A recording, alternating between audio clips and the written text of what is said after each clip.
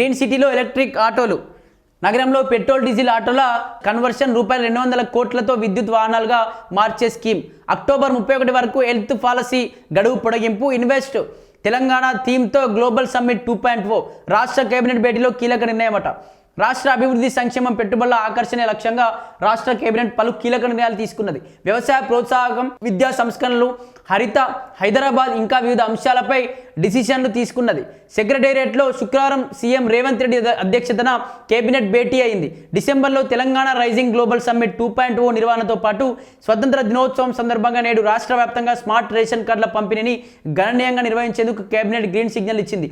అలాగే రైతులకు సన్నధాన్యం సాగుపై ప్రత్యేక ప్రోత్సాహం, ఆటోలను విద్యుత్ వాహనాలుగా మార్చేందుకు భారీ సబ్సిడీ, యంగ్ ఇండియా స్కూల్ విస్తరణ, నారాయణపేట ఎత్తిపోతల పథకానికి నిధులు, పంపుడు స్టోరేజ్ ప్రాజెక్టుల అభివృద్ధి వంటి కీలక అంశాలకు ఆమోదం తెలిపిందట. సీఎం అధ్యక్షతన నిర్వహించిన కేబినెట్ సమావేశంలో తీసుకున్న నిర్ణయాలను మంత్రి పొంగులేటి శ్రీనివాసరెడ్డి మీడియాకు వివరించారు. యంగ్ ఇండియా వర్సిటీ పరిధిలోకి ఐటీఐలు, రాష్ట్రంలోని ఐటీఐలు, ఐటీసీలు, పాలిటెక్నిక్ కళాశాలకు యంగ్ ఇండియా స్కిల్స్ యూనివర్సిటీ పరిధిలోకి తీసుకురావాలని కేబినెట్ నిర్ణయించింది. ప్రస్తుతం సాంకేతిక విద్యాశాఖ పరిధిలో ఉన్న ఈ సంస్థలను యంగ్ ఇండియా స్కిల్స్ యూనివర్సిటీ పరిధిలో చేర్చి నైపుణ్యాభివృద్ధికి అనుగుణంగా తోడ్పడాలని చెప్పేసి కూడా కోరుతా ఉంది. నేటి నుంచే స్మార్ట్ రేషన్ కార్డుల పంపిణీ సంగారెడ్డిలో ప్రారంభించిన సీఎం రేవంత్ రెడ్డి. ఇక్కడ ఎలక్ట్రిక్ ఆటోల విషయానికి వస్తే, ఏదైతే తెలంగాణలో ఫ్రీ బస్సులు వచ్చినప్పటి నుంచి, ఫ్రీగా బస్సులో మహిళలకు సర్వీస్ అందిస్తున్నప్పటి నుంచి చాలామంది ఆటో వాళ్ళైతే ఆర్థికంగా అప్పుల్లో కూరుకుపోయినటువంటి పరిస్థితి మనకు కనిపిస్తూ ఉంది. చాలామంది కూడా ఫ్రీ బస్సులు పెడితే మేము రోడ్లపైకి వచ్చి ఆత్మహత్యలు చేసుకొని చనిపోతాం, నిజంగా మా పొట్టగొట్టకండి, మాకు మీరు సంవత్సరానికి 12,000 ఇస్తామని చెప్పేసి మీరే మీ మేనిఫెస్టోలో చెప్పారు. ఇప్పటికీ దానికి సంబంధించి కనీసం ఆటోల యొక్క బతుకులపైన కూడా మీరు ఏ ఒక్కరోజు అసెంబ్లీలో కావచ్చు ఎప్పుడు కూడా మాట్లాడలేదు.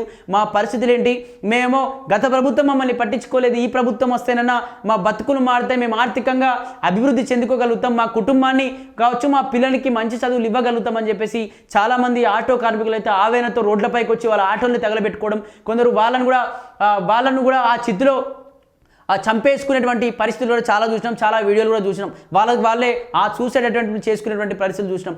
అప్పుడు ఆ విధంగా జరిగిందంటే సరే ఇప్పటికైనా ఫ్రీ బస్సులు పెట్టిరు, సరే ఇప్పటికైనా ఎంతో కొంత మేము ఒకప్పుడు 1000-2000 సంపాదిస్తే రోజుకు ఇప్పుడు ఒక 500 సంపాదించగలుగుతా ఉన్నాం, పర్లేదు ఇలానైనా బతకనివ్వండి అని అనుకునే లోపే మళ్ళీ ఎలక్ట్రికల్ ఆటోలు తీసుకొస్తామని చెప్పేసి ప్రభుత్వం చెప్పడంతో అందరూ చాలామంది ఆవేదనతో కన్నీరు మున్నీరు అవుతున్నటువంటి ఆ పరిస్థితి కనిపిస్తూ ఉంది. చాలామంది నిరసనలు చేస్తూ ఉన్నారు, రోడ్లపైకి వచ్చి ఆటోలు తగలబెట్టుకుంటా ఉన్నారు. ఎందుకు అంటే మీరు ఇప్పటికే ఫ్రీ బస్సుల వల్ల చాలా అప్పుల్లో కూరుకుపోయాం, మీరు మళ్ళీ ఫ్రీ ఆటోలు తీసుకొస్తే ఎలక్ట్రికల్ ఆటోలు మా బతుకులు పరిస్థితి ఏంది, మీరు ఇస్తున్నటువంటి 12,000 రూపాయలు ఇవ్వకపోగా ఆర్టీసీ తీసుకొచ్చి మళ్ళీ ఆ విధంగా పొట్టగొట్టి ఇట్లా ఇప్పటికే 2 విధాలుగా మమ్మల్ని పొట్టగొట్టి మళ్ళీ ఇప్పుడు మా ఆటోలు మేము నడిపించకుండా మమ్మల్ని ఇంకా రోడ్డున పడే విధంగా మా బతుకులు ఎందుకు మారుస్తూ ఉంది ఈ ప్రభుత్వం మా బ్రతుకులను ఆర్థికంగా ఆదుకునేటువంటి ప్రభుత్వాలు ఈ విధంగా అప్పుల్లో కూరుకుపోయే విధంగా మా బతుకులను ఆగం చేసే విధంగా మాకు మేమే అసలు బతకలేకుండా చనిపోయే విధంగా ఎందుకు ఈ విధంగా గురి చేస్తూ ఉంది అంటూ కూడా చాలామంది ఆటో వ్యక్తులు అయితే ఆవేదన చేస్తూ ఉన్నారు.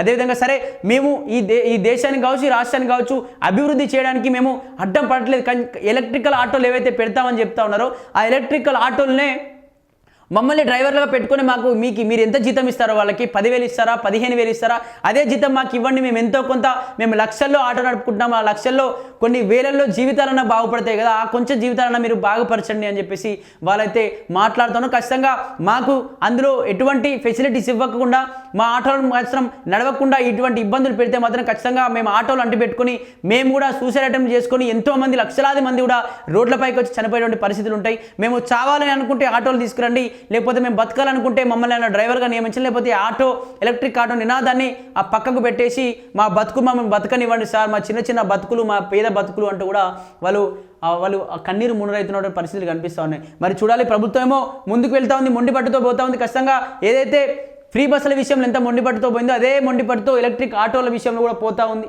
అదేవిధంగా ఇటువంటి డీజిల్ పెట్రోల్ బండ్ల వల్ల కూడా ఈ రాష్ట్రంలో ఎక్కువ కూడా పొల్యూషన్ అయిపోతూ ఉంది. కాబట్టి ఎలక్ట్రిక్ ఆటోలు తీసుకొస్తామని చెప్పేసి ప్రభుత్వం అయితే ముందడుగు వేస్తూ ఉంది. మరి చూడాలి, దీని ద్వారా మరి ఆటో వ్యక్తులు అయితే కూడా ఇప్పటికీ బంద్కు పిలుపునిస్తూ ఉన్నారు, నిరసనలు చేస్తూ ఉన్నారు, రోడ్లపైకి వచ్చి మొత్తుకుంటూ ఉన్నారు. రోడ్ల మీద మొత్తం ట్రాఫిక్లు కూడా ఎక్కడికక్కడ దిగ్బంధనం చేస్తున్న పరిస్థితులు కనిపిస్తూ ఉన్నాయి. మరి నిజంగా ఈ ఆటోలు ఓకే అయిపోతే ఆటో సంబంధించి ఏదైతే ఆ స్కీమ్ బయటకు వస్తే ఆటోలు నడుస్తే రోడ్ల మీదకి వస్తే పరిస్థితి ఏంది, ఆటో డ్రైవర్ల యొక్క పరిస్థితి ఏంది, వాళ్ళు ఏం మాట్లాడబోతా ఉన్నారు మరి చూడాలి.